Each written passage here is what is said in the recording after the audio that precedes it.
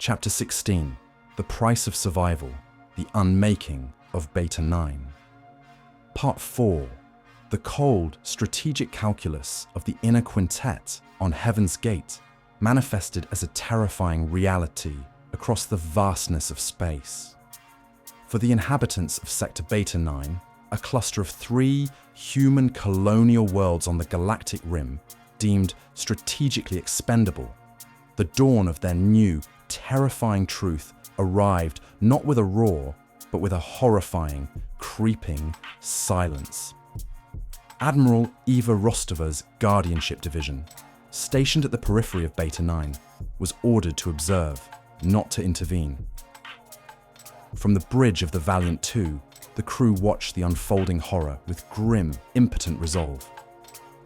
Finn, his body taut with a primal fear, reported, "Admiral, the primary star of Beta 9, Aegis Major, is beginning its consumption phase. The gravimetric ripple, it's overwhelming the system." On the main view screen, Aegis Major, a blue-white giant, pulsed with an unnatural tremor. It began to dim, its brilliant azure light bleeding into a sickly pale violet, then a deepening black. It was the same process that had consumed Solara in Sentinel-27, but this time, Admiral Rostova and her crew were close enough to witness the agonizing details.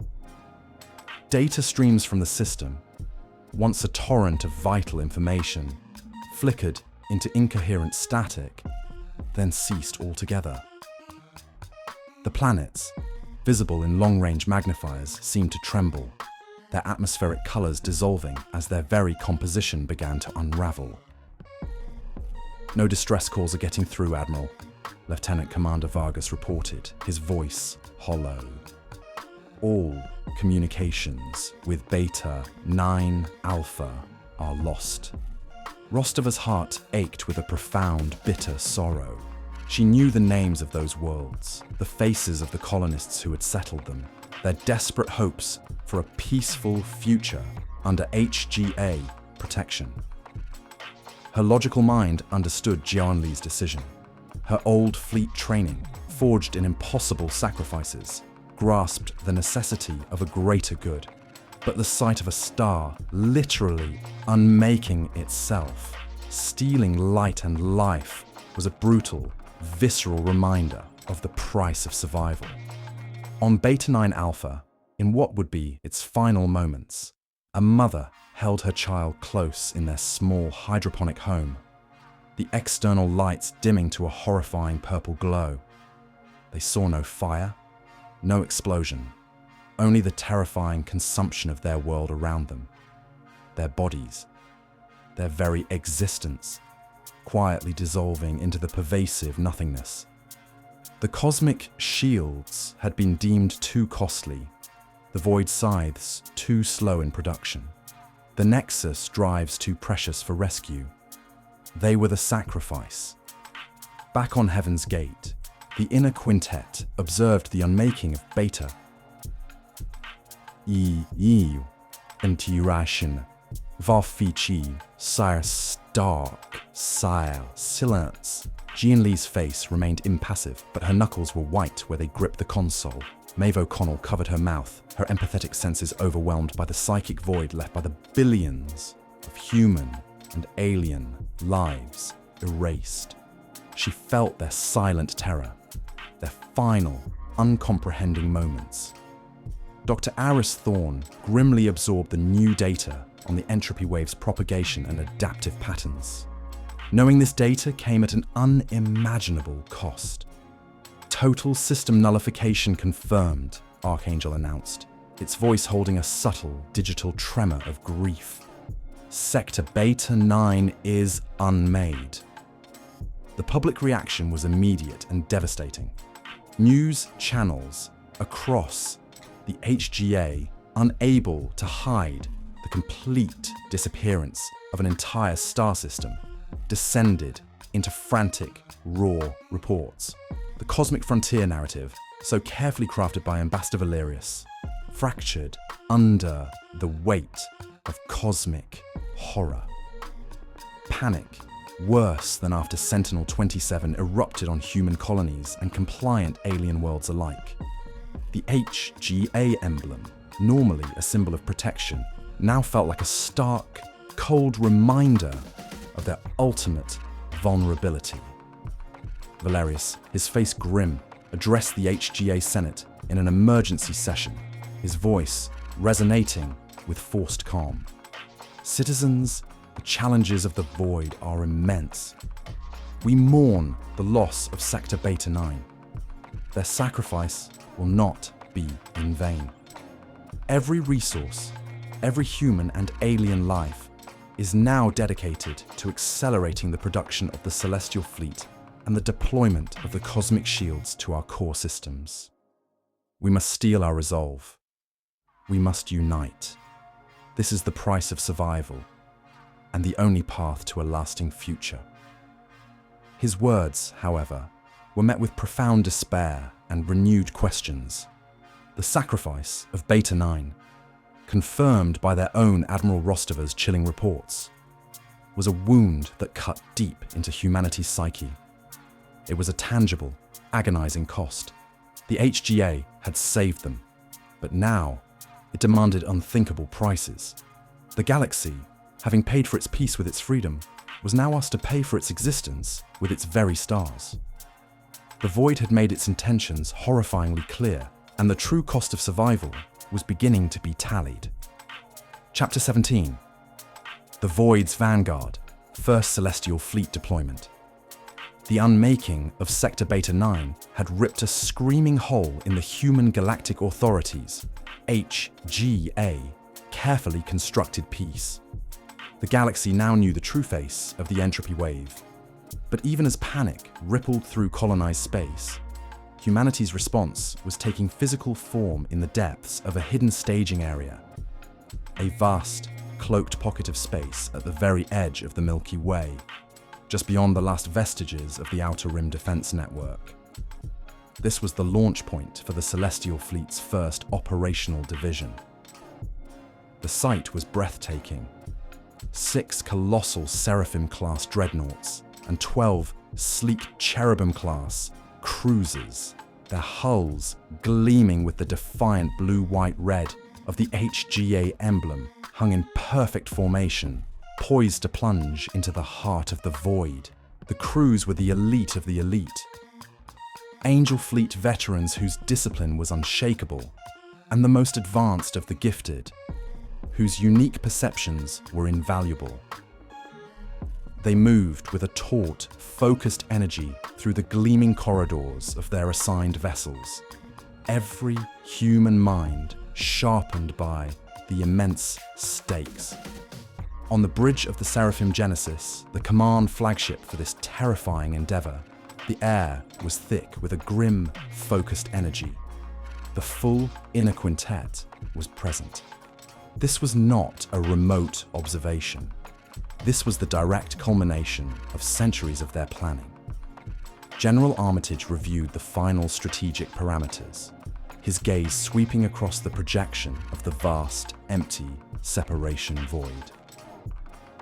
Dr. Aris Thorne watched his creations, a paternal yet grim pride in his eyes.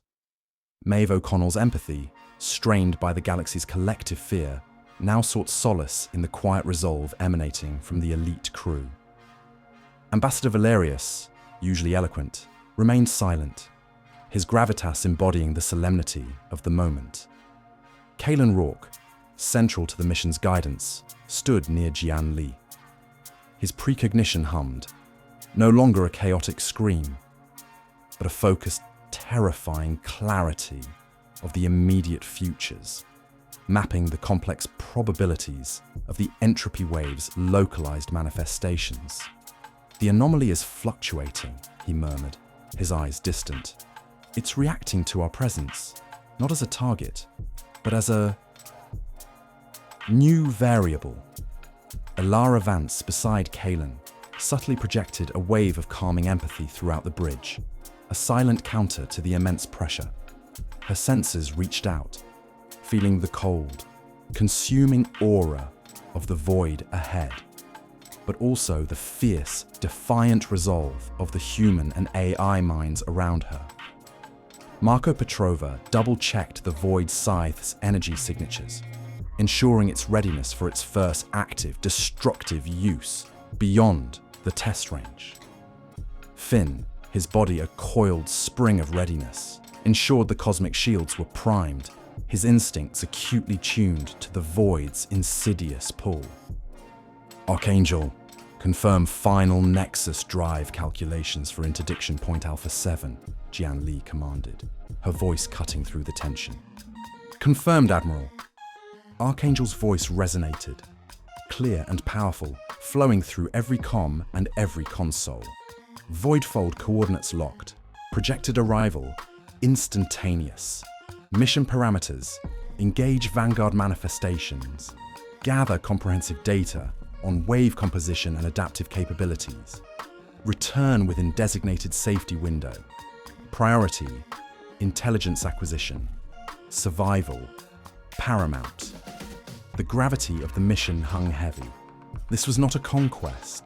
This was humanity's desperate gamble for understanding, a probe into the heart of a force that unmade stars. This was the future of all life within their galaxy.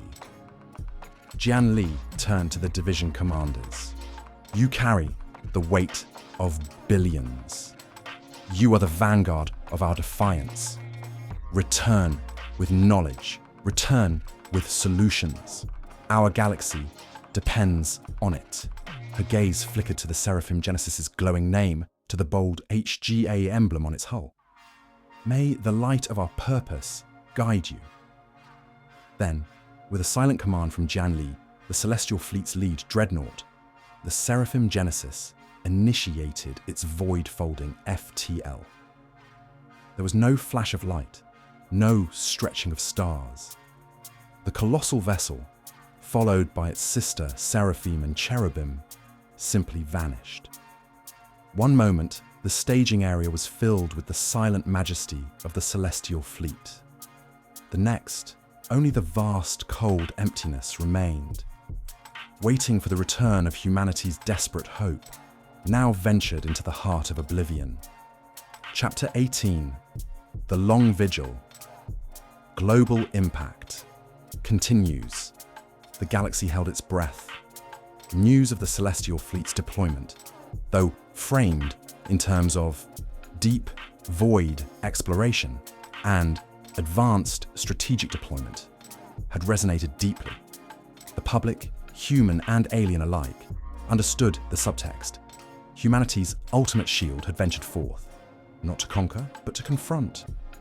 The unmaking of Sector Beta 9 was a haunting memory, and the very concept of an entropy wave that consumed existence had etched itself into the collective psyche. On New Elysium, the daily lives of colonists revolved around a new, quiet purpose. The drone bots still hummed tirelessly, ensuring boundless resources flowed into every home. But the previous enthusiasm for leisure had been tempered by a somber resolve. Community centers, once venues for entertainment, now hosted regular forums on HGA preparedness, led by Angel Fleet veterans who spoke with quiet authority. Young adults, once drawn to abstract arts, now gravitated towards the burgeoning fields of intergalactic physics, advanced engineering, or tactical analysis, their minds buzzing with the challenges of the void. Volunteer rates for HGA auxiliary forces, civilian logistics networks, and deep space communications monitoring had skyrocketed. The promise of protect all but humans first resonated deeply, a unifying mantra in the face of the incomprehensible. Aboard a Xylos orbital station, Commander Zakor observed his people. Their meticulous efficiency, once directed towards the Imperium's expansion, was now channeled into supporting the HGA's defense. Xylos engineers worked tirelessly in HGA labs, integrating their computational prowess with Thorne's advanced simulations. Their collective intellect bent towards understanding the void-folding FTL and cosmic shielding. Fear of the entropy wave was a palpable presence, but so too was a dawning respect for humanity. The humans didn't just command. They shared the burden of understanding, relying on alien intellect where it excelled. The HGA, through its relentless aid and visible commitment to defense, was slowly, painstakingly, forging a unity that centuries of Xyla's dominance could never achieve. Their willingness to bring us into this battle, to utilize our knowledge, Zikor confided to a trusted aide, it offers a strange kind of purpose, a purpose beyond empire. On Draconis Prime, the fiery pride of the warrior race found a new outlet. While their own fleets remained disarmed civilian transports, their auxiliary forces trained with a renewed fervor under HGA supervision, patrolling their systems with a vigilance that matched their human counterparts. The HGA emblem, glowing blue-white-red on the newly constructed orbital defense grids, became a symbol of shared survival, not just subjugation. Ancient draconian legends of cosmic battles and primal forces were reinterpreted through the lens of the entropy wave, giving their people a cultural framework to understand the terrifying threat and their role in confronting it. Maeve O'Connell, monitoring the vast emotional landscape of the HGA, noted the subtle shifts. The initial raw panic was receding, replaced by a widespread disciplined anxiety. There were fewer outbursts of despair, more acts of quiet courage. The shared public truth of the cosmic threat, delivered by Ambassador Valerius, had instilled a collective resolve. The galaxy was a giant, holding its breath, waiting for word from its vanguard. The constant, subtle presence of the HGA's Angel fleet, their hulls bearing the distinct holographic emblems and glowing names, was a perpetual reassurance. They were not just a military force. They were the visible manifestation of a promise, a tangible shield against oblivion. Every day, the ships were a reminder that humanity was actively fighting for every life, every star, every civilization under its protection. Life had become simpler, yet infinitely more profound. The pursuit of personal gain or petty squabbles, once dominant, now seemed trivial in the face of cosmic annihilation. Every invention, every resource, every life had a singular, undeniable purpose. Survival. The galaxy, under the Human Galactic Authority, was no longer just a collection of systems. It was a giant crucible, forging a desperate, powerful unity against the impending void, utterly reliant on the silent, perilous journey of the celestial fleet. Chapter 19. The Abyss Gazes Back. Inside the Void. The first engagement. The Celestial Fleet Division, led by the Seraphim Genesis, pierced the veil of known space. The transition from the familiar starlight to the Nexus Drive's void-folding FTL was instantaneous, but the shift in sensory input was profound. The comforting backdrop of distant stars vanished, replaced by an utter, consuming absence. It was not darkness, but a void, so complete it seemed to press against the very fabric of existence. The only light came from the blue-white-red glow of the HGA emblems on the ship's hulls, defiant sparks in an ocean of nothing. On the bridge of the Seraphim Genesis, a tense silence reigned. The crew, elite as they were, felt the weight of their mission. Dr. Aris Thorne, his face pale but resolute, monitored the sensor arrays, his scientific curiosity battling a primal dread. Kalen Rourke, his key, his precognition now a torrent of possible dangers, felt the void as a living presence, a vast, unknowable consciousness. Alara Vance reached out with her empathy, but found only a chilling, echoing emptiness, a silence that threatened to swallow her very soul. Archangel, confirm interdiction point Alpha 7, Jian Li commanded, her voice steady. Confirmed, Admiral. Archangel's voice, usually a calm constant, held a faint, almost imperceptible tremor. We are within the designated engagement zone. However, initial sensor readings are anomalous. The entropy wave is not behaving as predicted. The main view screen displayed the impossible. Instead of a uniform wave front, the void was punctuated by swirling vortex-like structures, tendrils of absolute nothingness that seemed to writhe and pulse with an unnatural internal energy. The ship's conventional sensors registered nothing. No energy signatures, no matter, no radiation. It was as if the void itself was alive, a thinking, hungry entity. "Those are not random fluctuations," Thorne murmured, his voice laced with horrified fascination. "They are organized, intelligent." Suddenly, the void vortices began to move, converging on the celestial fleet with impossible speed. "Incoming entropic flux," Archangel warned, its voice escalating in urgency. "Multiple high-intensity signatures. They are adapting to our presence." "All ships, cosmic shields to maximum," Jianli ordered. The shields flared, shimmering with adaptive counter-frequencies, but the void vortices didn't impact them like energy weapons. They reached for the shields, their tendrils of nothingness attempting to seep through, to unravel the very fabric of the protective barriers. "The shields are holding," Finn reported, his voice strained.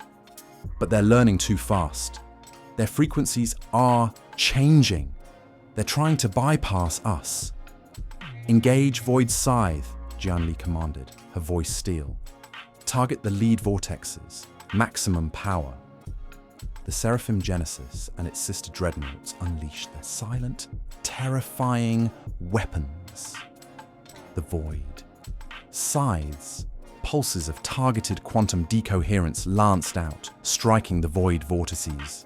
The effect was immediate. The vortices shuddered, their swirling tendrils recoiling. But instead of being destroyed, they split, dividing into smaller, faster-moving tendrils of nothingness. "They're not being destroyed!" Marco Petrova exclaimed, his technopathic link to the ship's systems registering the impossible. "They're multiplying. They're adapting to the Void Scythe's energy signature." The smaller tendrils swarmed the celestial fleet, their silent, consuming touch a terrifying threat. The Cherubim-class cruisers, nimble and fast, engaged their ether lancers, beams of pure cosmic energy designed for precision strikes. The ether lancers impacted the tendrils, causing them to flicker and distort, but the void tendrils simply absorbed the energy, growing larger and faster. "The ether lancers are useless," Commander Ryan Cale reported, his voice tight. "They're feeding on the energy. They're growing stronger." The celestial fleet was caught in a terrifying dance with oblivion. Their most advanced weapons were ineffective. Their shields were being overwhelmed, and the void itself seemed to be learning, adapting, evolving with every passing second. This was not a battle against an enemy. This was a battle against a force that defied all understanding, a living nothingness that threatened to consume all. "We cannot engage them directly," Thorne realized, his voice filled with a chilling awe. "We are fighting an idea, not a weapon. We must retreat. We must learn." "All ships, initiate Nexus drive sequence," Jianli ordered, her face grim. "Maximum displacement. Return to staging coordinates. This mission is over." The Celestial Fleet, humanity's ultimate weapon, disengaged. They blinked out of existence, leaving the void to its silent, consuming hunger. The first engagement had ended in a terrifying stalemate. The abyss had gazed back, and humanity had learned a chilling truth. They were fighting not just a force, but a living, evolving nothingness that defied all known physics. The war for existence had truly begun. Chapter 20. The Shifting Emblem, a symbol forged in truth. The chilling retreat of the Celestial Fleet from its first engagement with the entropy wave left the Human Galactic Authority, HGA, in a state of profound shock. The enemy was not just powerful, it was adaptive, undefinable, and utterly terrifying. In the wake of this harrowing encounter, and the public's dawning comprehension of the threat, even the very symbol of the HGA, its emblem, began to subtly evolve, reflecting the profound shift in humanity's destiny. The original HGA emblem, publicly unveiled after the revelation, had been a powerful yet relatively simple statement. A stylized human hand cradling the galaxy with a distant, shimmering void in the background. It symbolized human dominion, protection, and the promise of a peaceful order. It was a conqueror's crest, bold and authoritative. But the unmaking of Sentinel-27, the relentless silent advance of the entropy wave, and the terrifying revelations of the Seraphim Genesis's first encounter demanded a new narrative, a new visual truth. The void was no longer distant, it was encroaching. Protection was no longer a given. It was a desperate, ongoing battle. And the galactic populace, both human and alien, was no longer merely subdued. It was terrified, looking to humanity as its only hope. The evolution of the emblem was a project meticulously overseen by Ambassador Valerius and Maeve O'Connell, working in concert with Archangel's vast public relations sub-AIs. It was a conscious effort to unite a galaxy now facing shared oblivion, to instill not just obedience, but defiant resolve. The hand, still the central motif, transformed subtly. It remained a symbol of human leadership, but its posture shifted from one of cradling dominance to one of active guardianship. The fingers became less closed, more outstretched, not holding, but reaching out to shield, to defend. It implied a commitment to protecting all life within their domain, a benevolent, if formidable, embrace. The galaxy itself remained, a familiar spiral, but it was no longer serenely distant.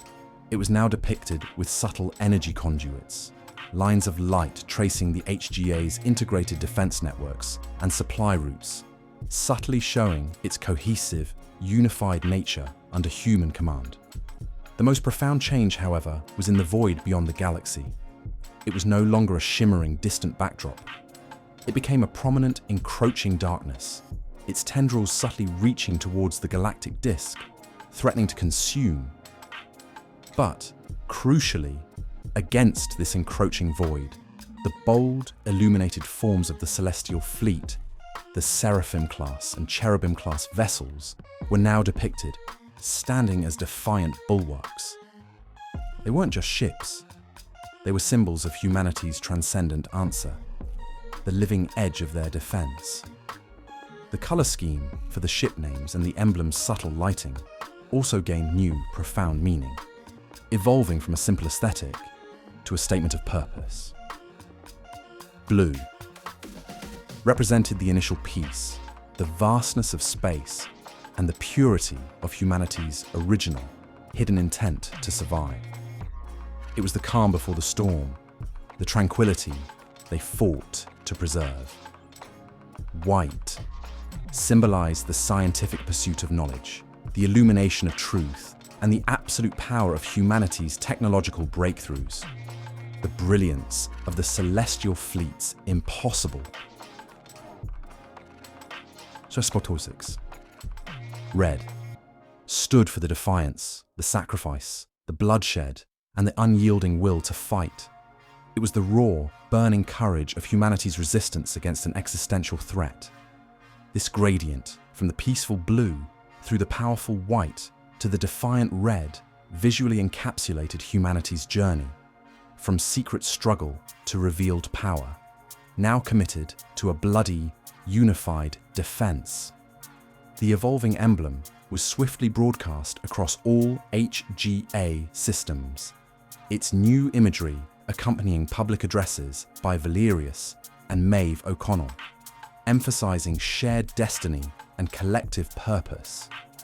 The Angel Fleet vessels, already bearing the holographic emblem and neon names, served as constant visible reminders of this new identity.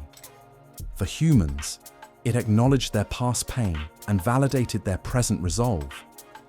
For aliens, it was a terrifying, yet undeniable symbol of the force that would either lead them to victory or fall with them into oblivion. The Inner Quintet understood that symbols held immense power, particularly in times of profound uncertainty. The HGA emblem was no longer just a mark of conquest. It was a cosmic rallying cry, a promise of defiant unity in the face of an enemy that sought to unmake them all. The war for survival had become the ultimate test of identity, and humanity was reshaping its very soul for the fight.